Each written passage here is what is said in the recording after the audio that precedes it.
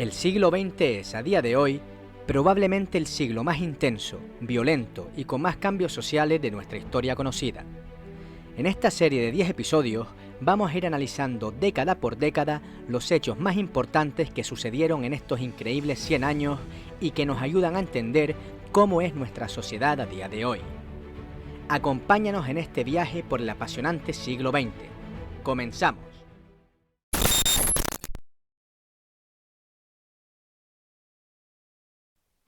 ¡1! Hitler se convierte en líder del Partido Nacional Socialista. 29 de julio de 1921.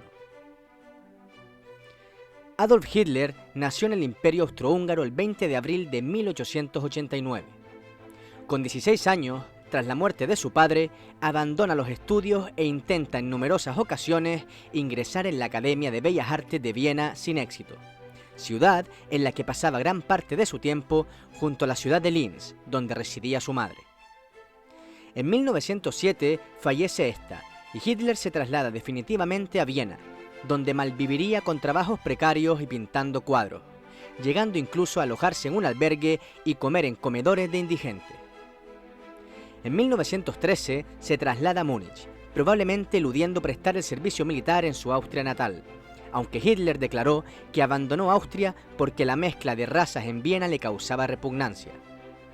A pesar de haberse opuesto a realizar el servicio militar en su país natal, recibió con alegría el comienzo de la Primera Guerra Mundial, alistándose de manera voluntaria en las filas alemanas, donde prestó servicio no solo hasta el final de la guerra, sino que tras el fin de esta solicitó permanecer en el ejército. Alemania vivía tiempos convulsos tras su derrota en la guerra. Surgían numerosos movimientos políticos y sociales de izquierdas al estilo soviético, a la par que como consecuencia también aparecían movimientos nacionalistas. Uno de estos fue el Partido Obrero Alemán, partido surgido en 1919 al calor de la cultura racista y ultranacionalista de los Freikorps, unidades paramilitares que combatieron los levantamientos comunistas que se produjeron al término de la Primera Guerra Mundial. Hitler, reconvertido en espía para el Comando de Inteligencia del Ejército, se dedicaba a investigar a los muchos grupos socialistas que estaban naciendo por toda Alemania. En septiembre se le ordenó que investigara al DAP, el Partido Obrero Alemán, que aunque era nacionalista, sus superiores sospechaban que podía ser comunista o socialista. La primera vez que fue a uno de sus mítines, acabó debatiendo con uno de los presentes, rebatiendo sus argumentos con un discurso de tal intensidad que llamó la atención de Anton Drexler, el fundador del partido, el cual le animó a volver y a unirse a este. Pocas semanas después, Hitler pronunció el que sería su primer discurso público, y a partir de ese momento, su figura comenzó a cobrar más y más protagonismo, participando a tiempo completo en las actividades del partido y perfilando con nitidez la nueva ideología. El 24 de febrero de 1920 se celebró, a petición de este, el primer mitin multitudinario del partido en Múnich, donde Hitler leyó los puntos del programa nacional socialista escritos por él y Anton Drexler. Puntos de un marcado anticomunismo, pangermanismo y antisemitismo, que constituyeron el programa dogmático del nacionalsocialismo y nunca fueron cambiados. En esa misma asamblea se decidió cambiar el nombre del partido por el de Partido Nacional Socialista Obrero Alemán. El 29 de julio de 1921, Hitler se convirtió en su máximo dirigente, considerándose su oratoria como el principal motivo del crecimiento del partido, que en 1923 ya tenía 50.000 afiliados y también como ser su principal fuente de ingresos. El 5 de octubre de 1921 se crea unos escuadrones denominados Sturmabteilung, las SA, también conocidos como los camisas pardas, encargados de atacar a los grupos políticos opositores y a los judíos. Después de protagonizar el fracasado Putsch de Múnich, el fallido intento de golpe de Estado sucedido el 8 y el 9 de noviembre de 1923, el Partido Nacional Socialista fue prohibido y Hitler ingresó en prisión, lo que produjo una cierta fragmentación en el movimiento nazi. Levantada la prohibición, el partido fue refundado el 25 de febrero de 1925 con el mismo nombre, y Hitler fue nombrado de nuevo jefe del partido. 2. Marcha sobre Roma. del 27 al 29 de octubre de 1922. A pesar de haber militado durante toda su juventud en el Partido Socialista, Benito Mussolini crea en marzo de 1919 los Fasci Italiani di Combattimento, grupos de agitación que constituyeron el germen inicial del futuro Partido Nacional Fascista. Desde este momento, Mussolini incrementa la violencia de su discurso contra los socialistas y comunistas, así como la incitación del uso de la violencia como arma política. Sus militantes habían sido organizados como escuadras de acción o squadristi, encargados de atacar y amedrentar a sus opositores en los espacios públicos, mediante apedreamientos, linchamientos e incendios. Estas ideas, unidas a estos métodos de extrema violencia, atraían a exsoldados y a obreros descontentos tras la Primera Guerra Mundial, debido a que Italia había obtenido muy pocas ventajas territoriales y económicas en el Tratado de Versalles, culpando a los socialistas de ello y del descalabro social que se vivía. En 1921, Mussolini consigue un escaño en el Parlamento italiano. Inicialmente, la élite conservadora del país veía el fascismo como un mal menor frente al peligro que suponía un gobierno socialista o comunista. Sin embargo, durante el año 1922, se fue haciendo evidente que Mussolini y sus militantes tenían proyectos que amenazaban el propio parlamentarismo. Ante esta situación y temiendo una guerra civil, Luigi Facta, primer ministro italiano, encarga al escritor ultranacionalista Gabriele D'Annunzio organizar y encabezar una manifestación patriótica el 4 de noviembre de 1922 para conmemorar el cuarto aniversario de la victoria italiana en la Gran Guerra, lo cual motivó a Mussolini a actuar rápidamente para no ser eclipsado por D'Annunzio.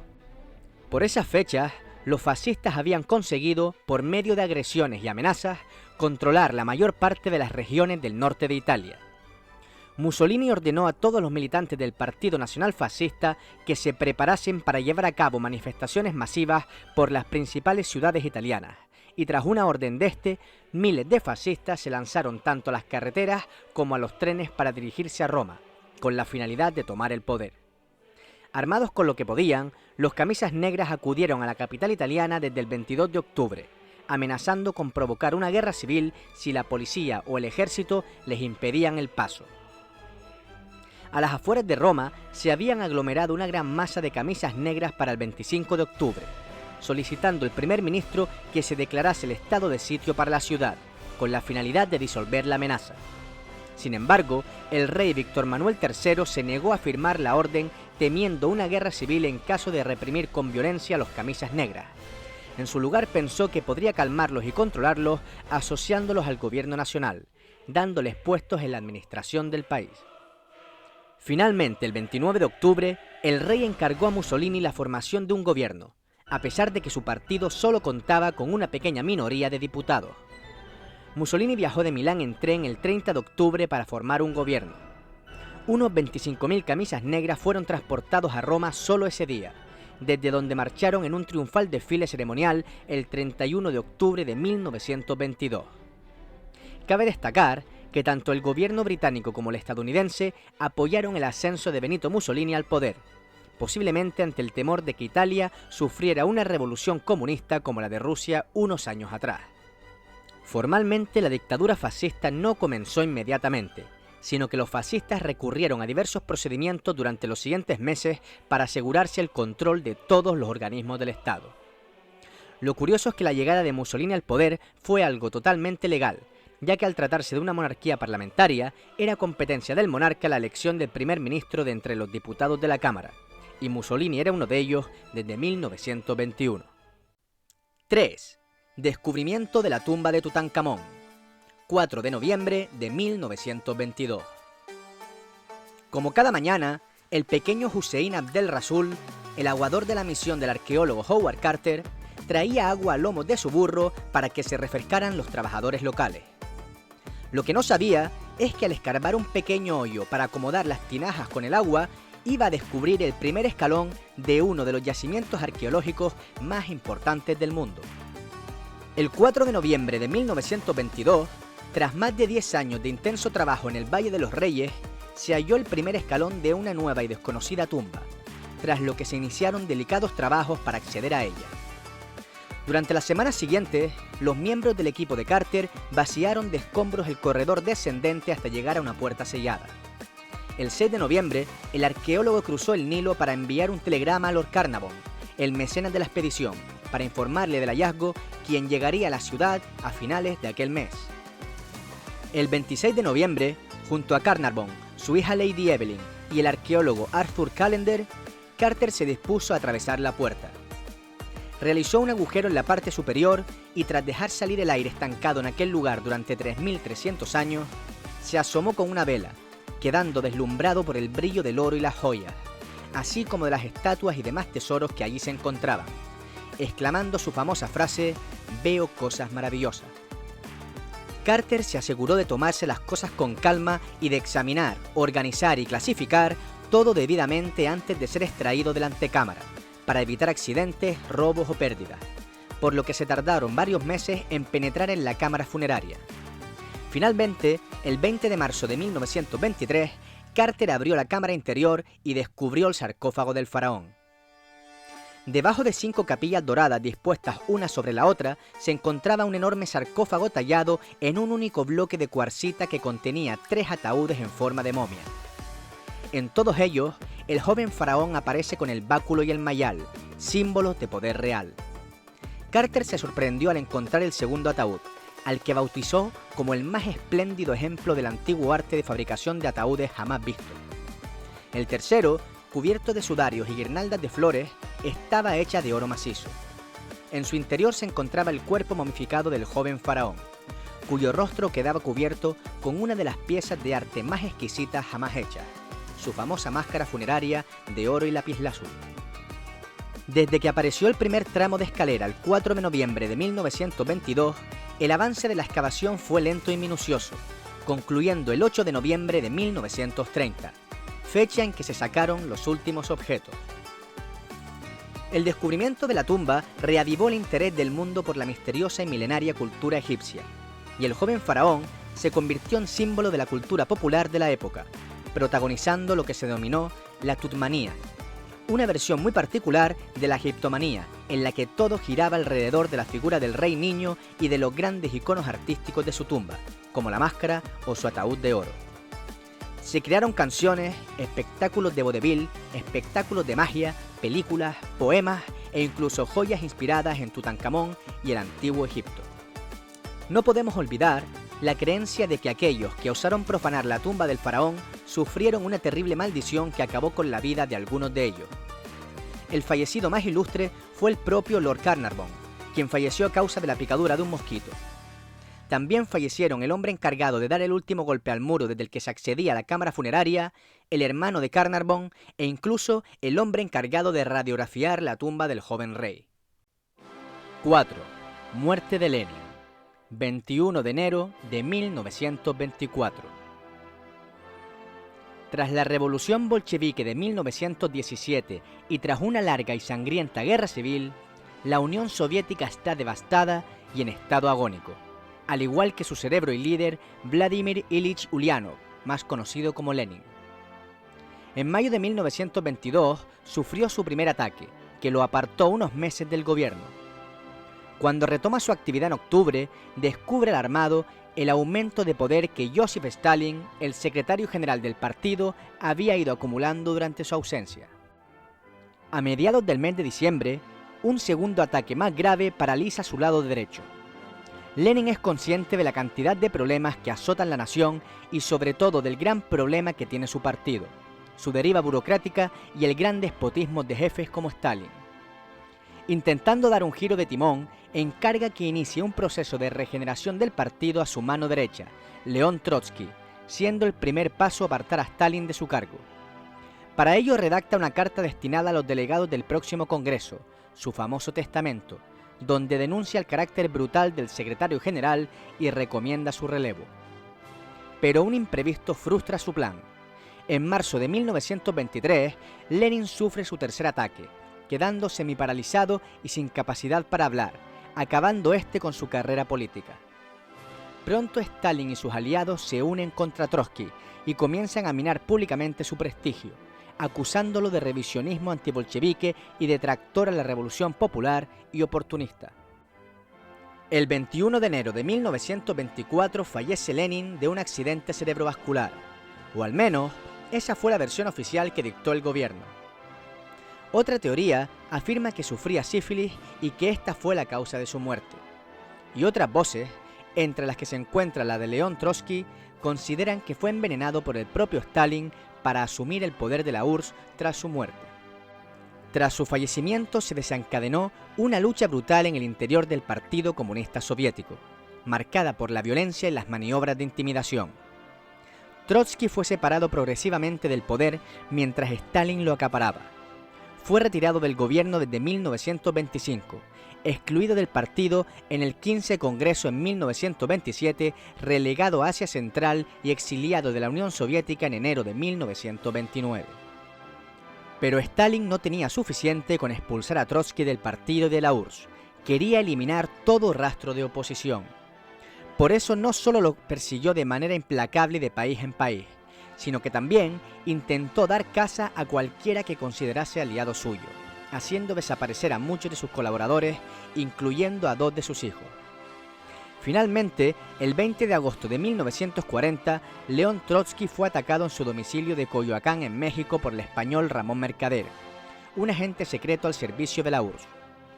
Este le clavó un piolete en el cráneo que no lo mató en el acto, pero tras una operación y su entrada en coma, murió al día siguiente en el hospital. Mercader fue condenado a 20 años de prisión. Por otra parte, Stalin lo condecoró con la Orden de Lenin, el máximo galardón de la Unión Soviética. Al salir de la cárcel en 1960, viajó a Moscú, pasando el resto de sus días entre Cuba y la URSS. 5. Nacimiento de la televisión.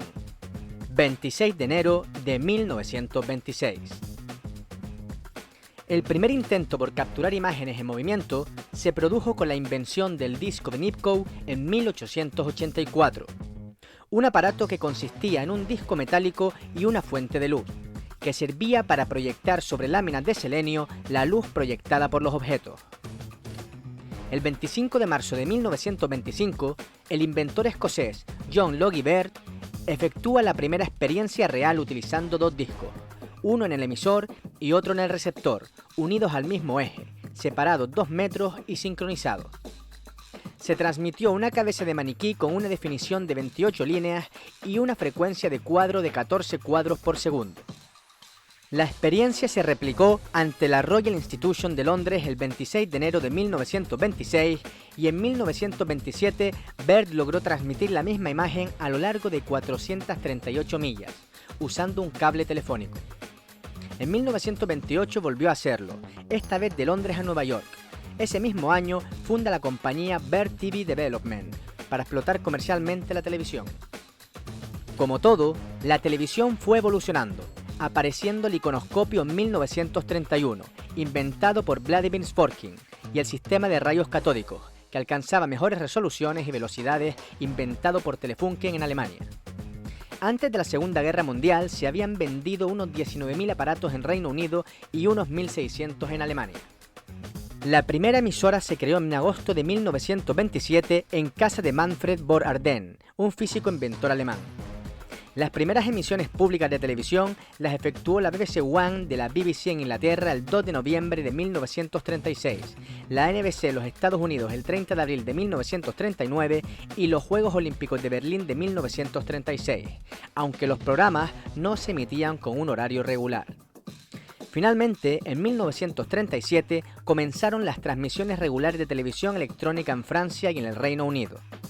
Esto llevó a un rápido desarrollo de la industria televisiva y a un rápido aumento de los telespectadores, aunque los televisores eran de pantalla pequeña y muy caros. Las emisiones programadas se interrumpieron durante la Segunda Guerra Mundial, reanudándose cuando terminó. 6. Primer vuelo transoceánico. 20 de mayo de 1927. Tras el vuelo de los hermanos Wright, que si no habéis visto el vídeo sobre la primera década del siglo XX, os lo dejo por aquí, la aviación avanza de manera realmente rápida, impulsado principalmente por el estallido de la Primera Guerra Mundial.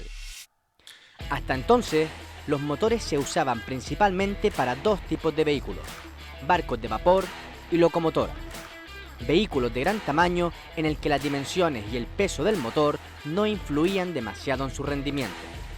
Sin embargo, con la aparición de los aviones y de la industria del automóvil, se dio prioridad al desarrollo de motores ligeros y potentes. Al acabar la guerra, solo 15 años después de la hazaña de los hermanos Wright, los avances técnicos se habían desarrollado tanto y había tanta cantidad de pilotos que diferentes organizaciones realizaban concursos o retos en los que se premiaban las hazañas que estos habilidosos pilotos superaran.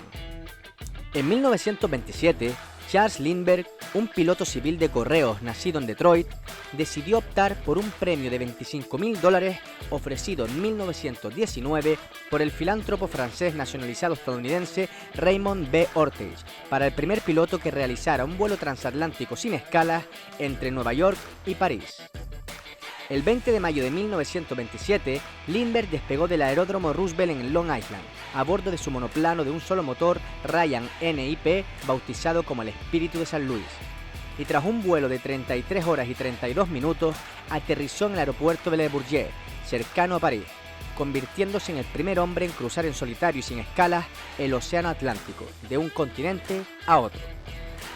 Cuando aterrizó en el aeródromo francés, cerca de 150.000 personas estaban esperando su llegada. El presidente galo le rindió honores y a su regreso a Estados Unidos fue distinguido con la Cruz de Vuelo por el presidente John Calvin Coolidge Jr., convirtiéndose en un héroe a escala mundial. Aunque la gesta de Lindbergh es la más famosa, no fue realmente el primer aviador en realizar un vuelo transatlántico sin escala.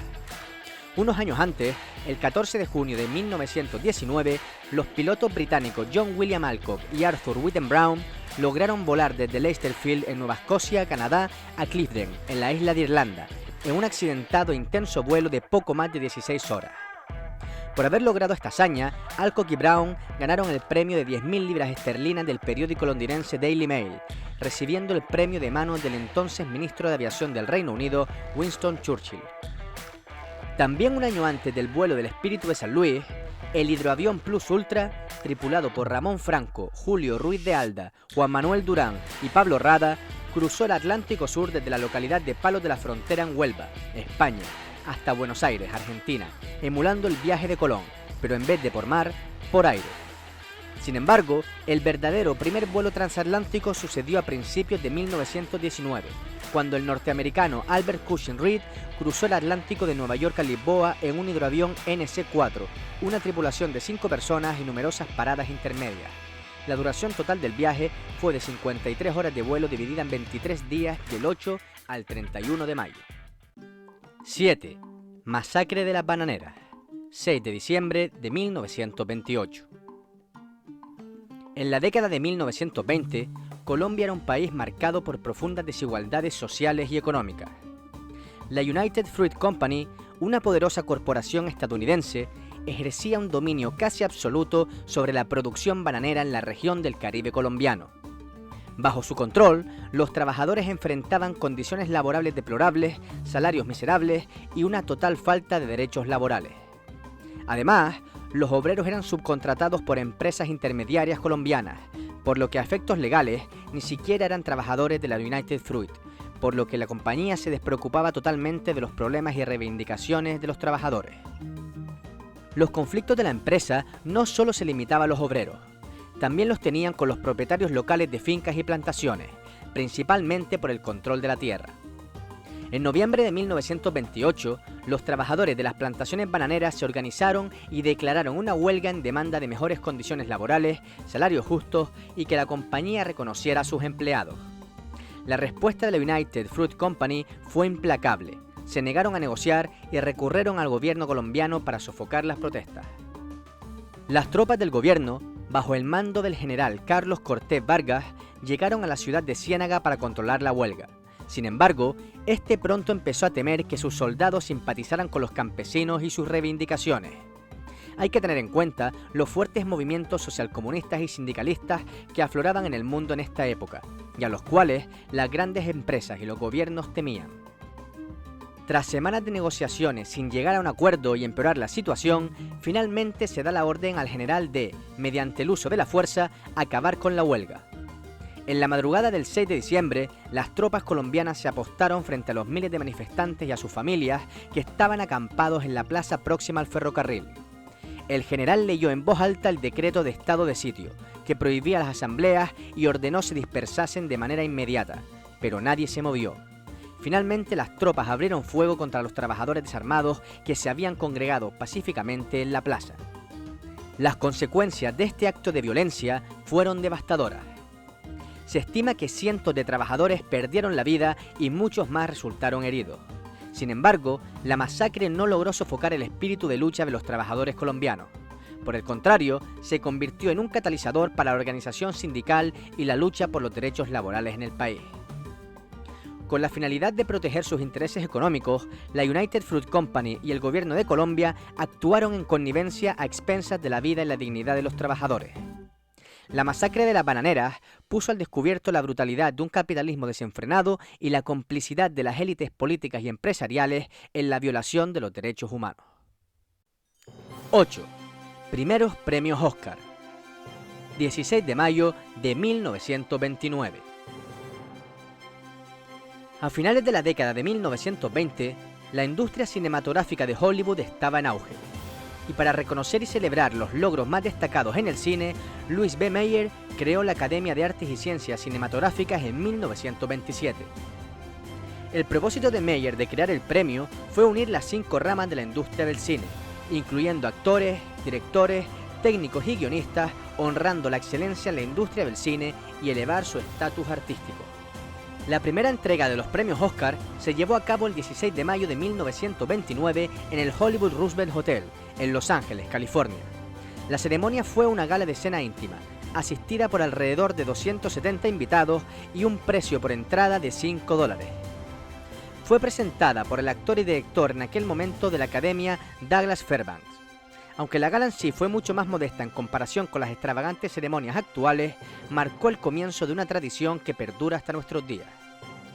Una curiosidad a tener en cuenta es que, a diferencia de día de hoy, los premios fueron anunciados públicamente 3 meses antes de la ceremonia. Entre los premiados más destacados de la primera entrega de los premios Oscar se encuentran: Mejor película, Alas, dirigida por William A. Wellman.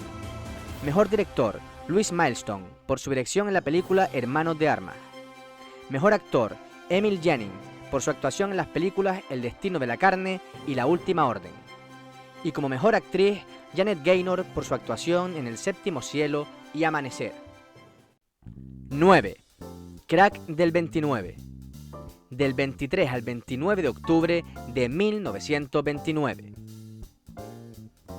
Tras el final de la Primera Guerra Mundial, Estados Unidos experimentó un periodo de crecimiento económico aparentemente sólido, pero caracterizado por una serie de factores que finalmente condujeron al colapso del mercado de valores y el inicio de la Gran Depresión. Uno de los principales antecedentes fue el endeudamiento masivo del gobierno estadounidense durante el conflicto. Para financiar los esfuerzos bélicos, el gobierno emitió una gran cantidad de bonos de guerra, aumentando significativamente la deuda nacional. Aunque esta medida fue necesaria para financiar la guerra, creó una carga financiera considerable que persistió después del conflicto. Paralelamente, la década de 1920 fue testigo de un auge económico superficial, conocido como la era del jazz o los felices años 20. Durante este periodo, la especulación bursátil se descontroló, con un crecimiento exponencial del mercado de valores impulsado por la compra de acciones a crédito. Muchos estadounidenses, de toda clase social, seducidos por la promesa de rápidas ganancias, invirtieron sus ahorros en el mercado de valores, contribuyendo aún más a la burbuja especulativa. Además, la industria estadounidense experimentó avances tecnológicos significativos, como la introducción de la producción en masa y la expansión de la industria automotriz, lo que llevó al desarrollo de una cultura en consumo impulsada por el crédito. El acceso fácil al crédito permitió que los estadounidenses adquirieran bienes de consumo como automóviles, electrodomésticos y radios, incluso si no podían permitírselos realmente. Este llevó a un aumento en el endeudamiento de los hogares y a una creciente dependencia del crédito para mantener un estilo de vida aparentemente próspero. La combinación de endeudamiento gubernamental, especulación bursátil, desigualdad de ingresos y crecimiento del crédito contribuyó a la creación de una burbuja económica insostenible que finalmente estalló con el colapso del mercado de valores en octubre de 1929, desencadenando la devastadora Gran Depresión. El 24 de octubre de 1929, conocido como el Jueves Negro, se desató el pánico en la Bolsa de Valores de Nueva York con una abrupta caída de los precios de las acciones. Esta jornada fue seguida por el Martes Negro, el 29 de octubre, cuando se produjo una avalancha de ventas masivas, llevando a una pérdida masiva de riqueza y al colapso de muchas empresas. La ciudadanía quedó estupefacta y devastada por la repentina pérdida de sus ahorros y empleos. Los bancos y las instituciones financieras se vieron abrumados por la crisis, lo que resultó en el cierre de miles de bancos y la pérdida de confianza en el sistema bancario.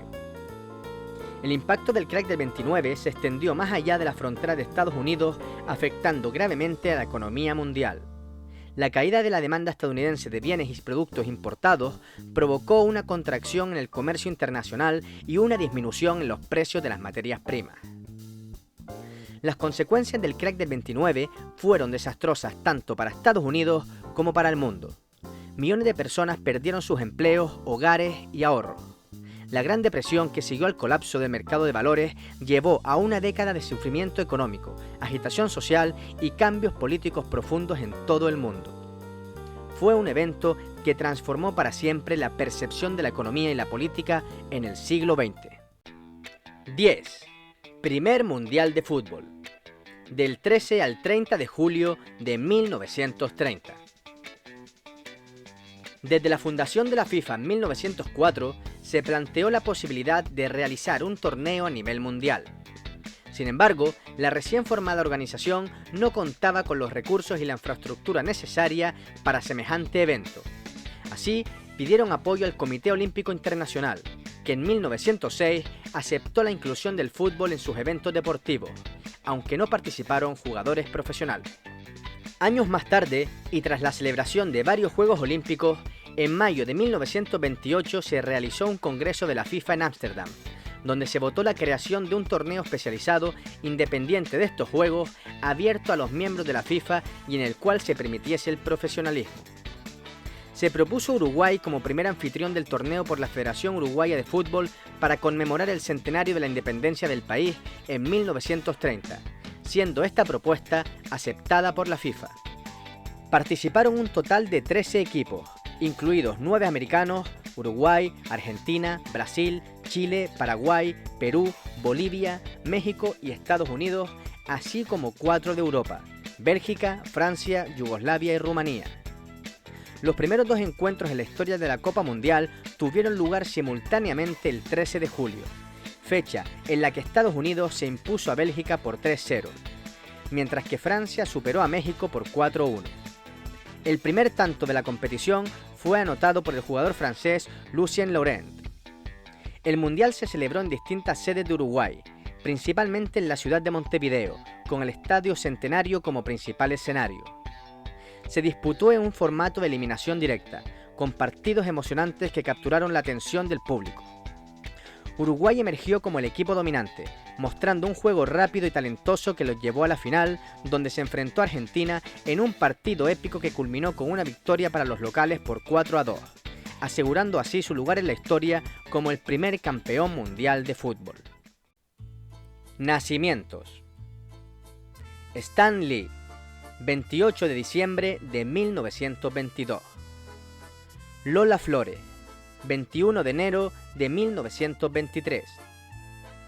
Henry Kissinger, 27 de mayo de 1923. Margaret Thatcher, 13 de octubre de 1925. Celia Cruz, 21 de octubre de 1925. Isabel II, 21 de mayo de 1926. Marilyn Monroe, 1 de junio de 1926. Fidel Castro, 13 de agosto de 1926. Ernesto Che Guevara, 14 de junio de 1928. Martin Luther King, 15 de enero de 1929. Fallecidos: Alexander Graham Bell, 2 de agosto de 1922. Pancho Villa, 20 de julio de 1923. Woodrow Wilson, 3 de febrero de 1924. Franz Kafka, 3 de junio de 1924. Pablo Iglesias, 9 de diciembre de 1925. Antoni Gaudí, 10 de junio de 1926. Harry Houdini, 31 de octubre de 1926. Roald Amundsen, 18 de junio de 1928. Miguel Primo de Rivera, 16 de marzo de 1930. Arthur Conan Doyle, 7 de julio de 1930. Esperemos les haya gustado este repaso a la tercera década del siglo XX. No olviden darle al like y suscribirse al canal, que nos ayudan muchísimo en seguir creando contenido para ustedes. Muchas gracias y un saludo.